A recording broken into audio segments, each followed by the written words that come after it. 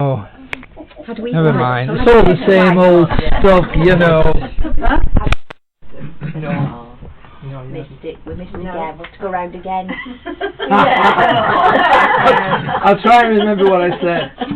Okay, so what I want to say to you this morning is that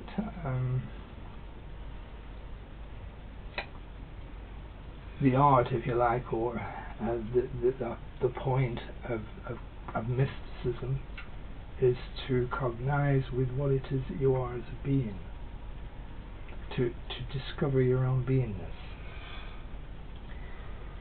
We never lose sight, we never lose contact, we never ever lose awareness of our own being.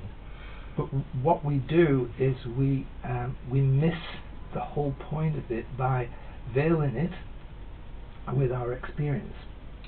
Our experience of the body, the mind, the world, the sensory perceptions of life, and we have become addicted to change and to the idea that life is about change, without realizing that in beingness, the true reality that we're searching for lies in the stillness and the silence, and it's that stillness and silence that is our entrance into the divine. But because we've become conditioned, it's not so obvious.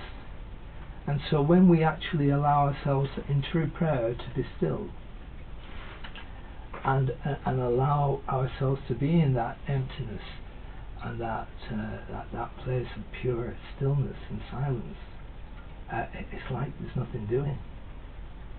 There's nothing to attract. There's nothing to compel you to remain there, unless you are advised by the inner voice that this is where I am.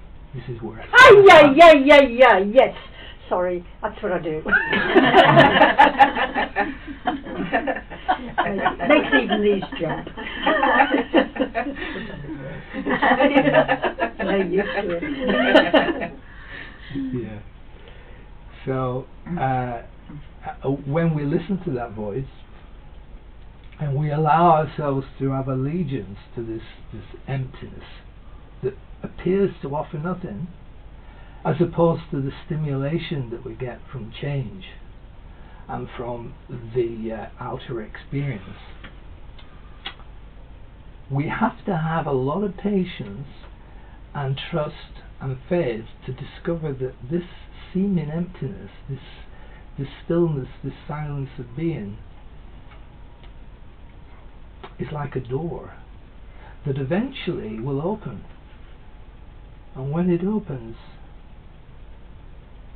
you can enter into something that is far beyond anything that is in this world.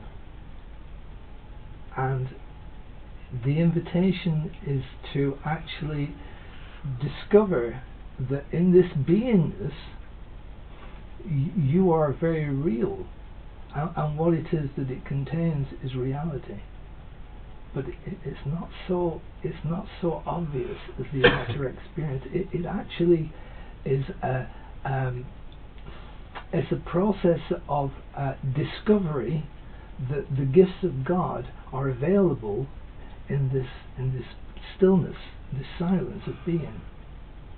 And so God's gifts come forward because you're touching on His grace, His love, and His love is prepared to show you that what it is that you've missed because of your need to be stimulated and be in change and the outer atmosphere, is that you become aware that these gifts are the gifts of true joy and peace and happiness, and it's not the kind of peace and joy and happiness that you've experienced in form, in the outer experience. The peace that you find is not the peace of not doing anything and not being caught in need and want and allowing yourself to just remain. in that place of contentment is so much more, it's so much bigger. It's the peace that passes all understanding. And then we see that what we thought was peace was just a very, very tiny reflection of that. And it's with joy. The joy that we've known in this world is just a glimpse, a tiny glimpse of the bliss that's available when we actually allow ourselves to receive these gifts. So the gifts of God are available to us if we're prepared to accept that it's not such an obvious thing, that we have to be prepared to join in this stillness and this silence, and to actually acknowledge it as what it really is. What we discover about this stillness and silence of being is that because nothing changes, and we thought that wasn't very attractive or it didn't offer anything, that what it offers is the fact that it never ends. It's eternal. It's absolutely forever. And the thing is that when we recognize that, we also recognize that this is what we actually are. And then the idea of cessation or death becomes ridiculous. Totally ridiculous. And the idea then that you are what it is that you are as God creates you then begins to be realized. That you are an eternal spirit. And you're never ending. So that is your discovery through actually allowing yourself to acknowledge what it is that this still small voice is teaching and offering, and being true to it, giving allegiance to it. And it may take time. We have to be prepared to actually allow ourselves to remain in that stillness and silence without demand, without expectation, but in faith.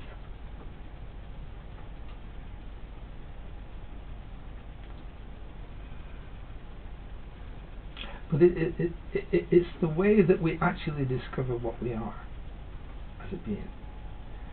But more than that, we also discover what it is that is being offered, these beautiful gifts of God. And so we become realized. We realize what we truly are ourselves. We learn this is our nature. Joy and bliss, happiness, and peace. Yeah? And so the seeking ends. The idea that we need to find something, we need to become satisfied in something that we do, something that we get, something that we achieve, something that we find in the form of life, then is put to one side. So the Bible says we must be as little children again. So we must be as little children again, that we may enter into the kingdom, or into beingness. So what is it that little children have got that we haven't got? Makes it so easy for them. They don't have a past, do they? So they're not looking over their shoulders wondering what they did wrong. Okay, so they're not full of guilt. And they're not looking forward to the future to see what it is they can get that they haven't got now. Okay, so they remain in this present moment most of the time, unless something hurts, because they've come into a body.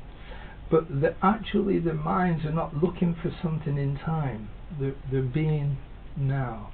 And we're listening to a lot of teachers that are teaching that you've got to be in the now. Yeah, this is where it's at. Yeah, be present, be in the now. And the experience is it doesn't work. We don't find what we're looking for by a discipline or an effort or a willfulness to be in the now. And although it's taught and it's a true teaching, it seems to evade us. And the reason it does that is because we're conditioned. We're conditioned not like little children, but because we do have a past, that has taught us things that we maybe are better off not learning, or we think we can gain from by using them, or we have a future that we can look forward to that may be better than the present moment we're having now, or the ones that we had in the past. And that's the trap that we're in. And we can't overcome that trap by effort and will, but we can overcome it. We overcome that trap of time and being in time and being caught in the illusion of past and future by discovering what is really here now in being. When we actually allow ourselves to be and discover finally that this is the doorway to an Aladdin's cave, if you like, of the gifts of God, then the past has no interest. We're not guilty, and the future doesn't have any promise to find us something that we haven't got now, because we've got it now. Yeah. So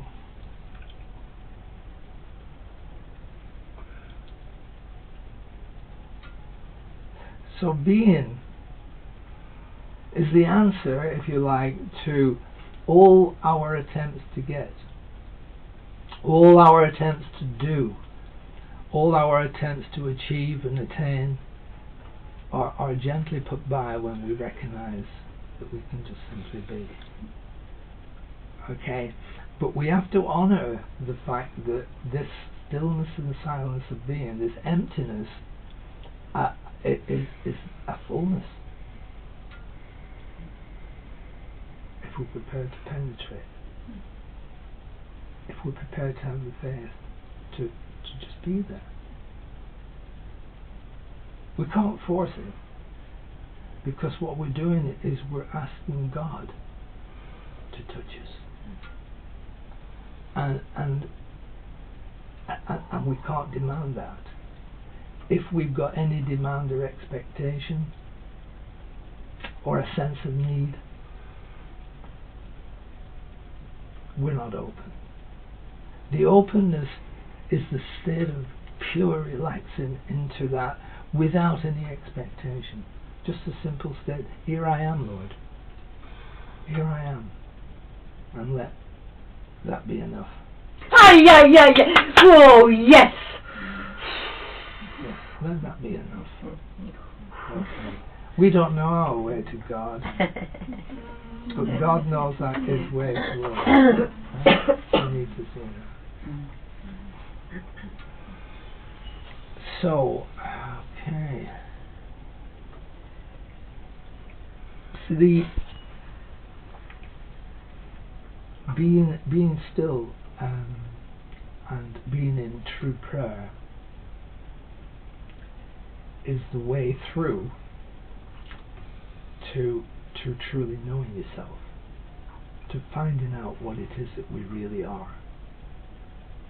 We have an idea, but it's not the real thing when we consider that we're caught in the idea that we're living in a body and that we have experiences, some good, some bad, and we get caught in preferring the good to the bad. And so we miss the fact that in that chasing of what it is that we want to experience, we miss the real experience, which is being. So what we have to do is realize that, quite simply, if we can find fulfillment in being in true prayer, if we can find that fulfillment, if that is actually allowed to be received, if we allow ourselves to be in that place of true receptivity and receive these gifts, even just a taste is enough to show us that it's in the stillness. We may go further, we may go deeper, we may come to a realization that I am the Father of one. But that won't be an experience. That will be a knowing. And that knowing will be perfection.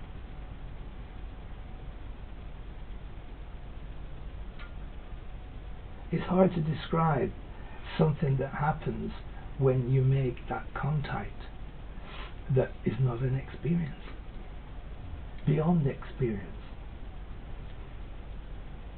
And it's only a moment, but it leaves a residue in the soul. It leaves a mark that you can never forget. And you know that this moment that you knew that God is, and that you are that, and that there is perfection, is all that is required. Because when the time comes, when you've done the work that you need to do here on this earth, then that will be given you in fullness. So what is this work that we do? What is it that we need to do? If we can be at home in God, in the mystical union, if we can be in true prayer, we can find out what it is that really we are, and then we can give that. So this beingness is not something to just enjoy for yourself, it's to give to the entire world. And how do we do that? Well, by simply being in it, right? We're used to looking at everything, person, place and thing, everything on the outside, everything that we're experiencing on the inside, every feeling, every thought, and looking at it as to say, well, what is it that I prefer in this? Do I want the good and leave away the bad? Do I want to change this and prefer that? But what if we were to just say, okay, everything's perfect as it is, because it's all my mind. We think it's on the outside, we think it's separate from us, but we brought it with us. This is our world, this is our mind. And if it's my mind, I want to join with it and be an intimate relationship with it, so that there's no conflict. But there would be oneness if I was able to say, okay, everything is for being in. Everything is for being in. So I'm with my brother, and I want to be with my brother. So I don't have to judge. I don't have to analyze what it is that's taking place. I don't have to think. I just need to be with my brother. And when I'm being with my brother in that way, without discrimination, without judgment, without need or want, there's an emerging taking place. And that merging is your unity with God, because God is your brother.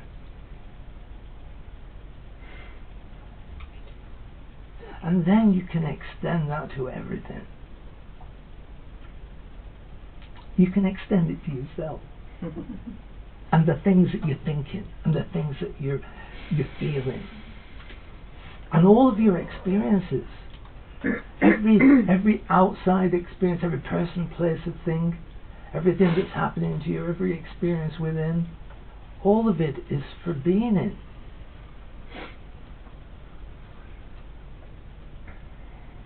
And all you're doing is being with yourself. Being with yourself in a way that you've never been before. Accepting yourself as God created you. And allowing yourself to simply be intimate with yourself. Loving yourself. Without any emotional or ideas of love. No ideas of love. Just love itself in being.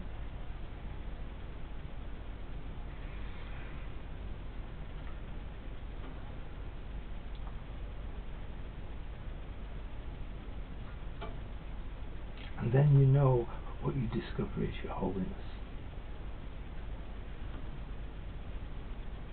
And that your holiness is your salvation. Because there's nothing your holiness cannot do. So your holiness can show you exactly what it is that's all around you, that you couldn't see, because you were blinded by your needs and your wants. But your holiness can show you that everything is perfect the way it is, and nothing needs to change. The holiness that you are can show you your brother's sinlessness.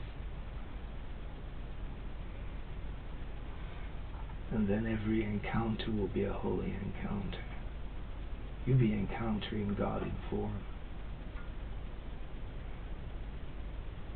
You learn to recognize yourself.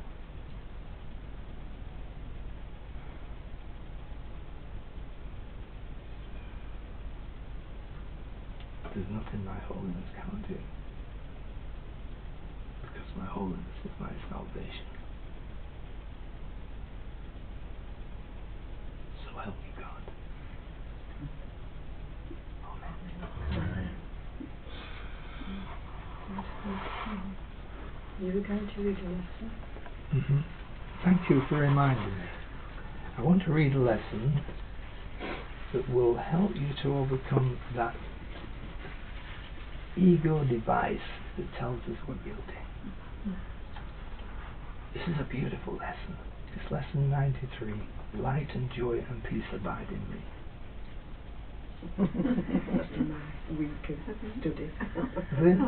Oh, that's right, you said, didn't you? That's what you were sticking with. Oh, really? Yes, she told me when the other day. Well, this lesson really clarifies the problem that we have, that we think we've done something. We think we've made a mistake and we're guilty. And no matter how long we've been doing, I've been doing course a long time, but no matter how long you've been doing it, you're always upsetting yourself because you think you've done the wrong thing. And what this is saying is you can't. Okay. There's a denial in this lesson, and it's the denial of the illusion that you think you are as a person. It's not real. It's a dream. When you see this, how this really is, and you become convinced of what this really is, then there are no problems in this world. Wars don't count. Pandemics don't count. They're just part of the same illusion of a separate self. You think you're the home of evil, darkness and sin. You think if anyone could see the truth about you, it would be repelled, recoiling from you as if from a poisonous snake. You think if what is true about you were revealed to you, you would be struck with horror so intense that you would rush to death by your own hand, living on after seeing this being impossible. That's pretty profound, isn't it? That's what we think of ourselves. Hey, we do, and we keep it under wraps because we're doing the Course in Miracles. Yeah. So we don't allow ourselves to see just how much we hate ourselves, okay, as human beings. And we're pretty repulsive creatures at the best of times, so it's no wonder. These are the beliefs so firmly fixed that it is difficult to help you to see that they are based on nothing. Okay, nothing. That you have made mistakes is obvious. That you have sought salvation in strange ways, have been deceived, deceiving and afraid of foolish fantasies and savage dreams, and have bowed down to idols made of dust. And all this is true by what you now believe. Right. Today we question this. Not from the point of view of what you think. This is the key. But from a very different reference point from which such idle thoughts are meaningless. These thoughts are not according to God's will. These weird beliefs He does not share with you. This is enough to prove that they're wrong. But you do not perceive that this is so. Why would you be overjoyed? Why would you not be overjoyed to be assured that all of the evil that you think you did was never done? Yeah. Could you read that again? The question is, why would you not be overjoyed to learn that the evil that you thought you ever did was never done? Right? Well, that's a question, isn't it? Why would I not be overjoyed? Absolutely no reason at all. no reason at all, only stupidity and disbelief and lack of faith and trust. But really, it's all working for me if I believe and if I accept and if I trust that I'm not guilty. That's all I want to know, really. Yeah. My sinlessness is guaranteed by God. Can't get better than that. So this is what he's going to say. This is how the ego interprets this. Your image of yourself cannot withstand the will of God. You think that this is death, but it's life. You think you're destroyed, but you're saved. Imagine coming to that, hearing those words, getting that reassurance, and then being afraid and denying it and thinking that, oh my God, I'm being destroyed. Well, then there must be an alignment with something that is totally unreal. Yeah, must be. But what you really are is overjoyed. Clearly, the self you made is not the Son of God. Therefore, this self does not exist at all. Yay. Wow! Wow! Yay! It doesn't exist. Yay. How the hell are you going to feel guilty about something that doesn't even exist? Hey? And everything it seems to do and think means nothing.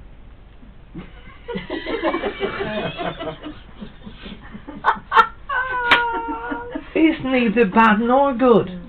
We're trying to be good to offset the bad, don't we? If I get it right, if I'm good enough, he might not judge me for being bad. But the good is just as stupid as the bad. Yeah, it is. It's because it's just simply a dream state, an illusion made up of the fact that you've identified with this form and thought this is what you are. And you're clearly not. Because God says so, and I believe him.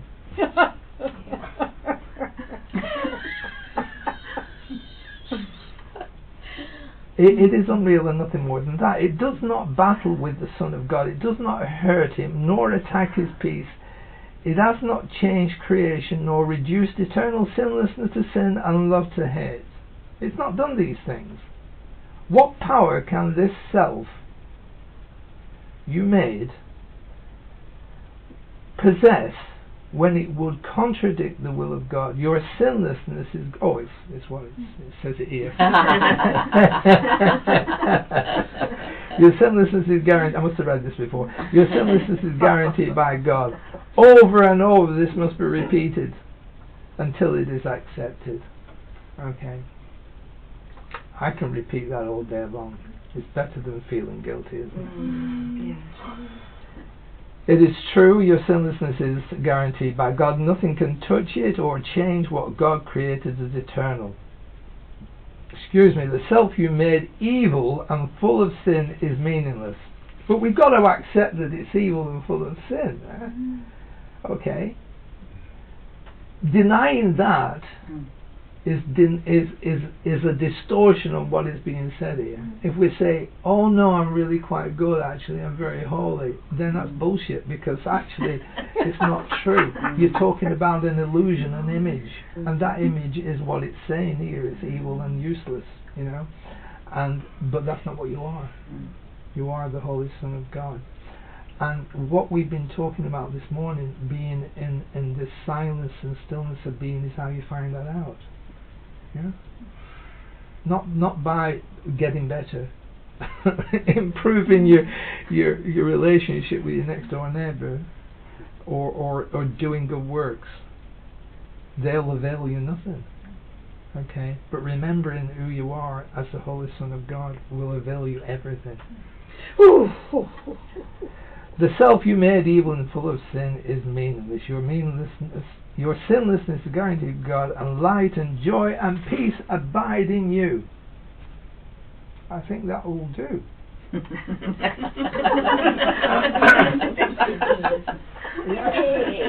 Okay.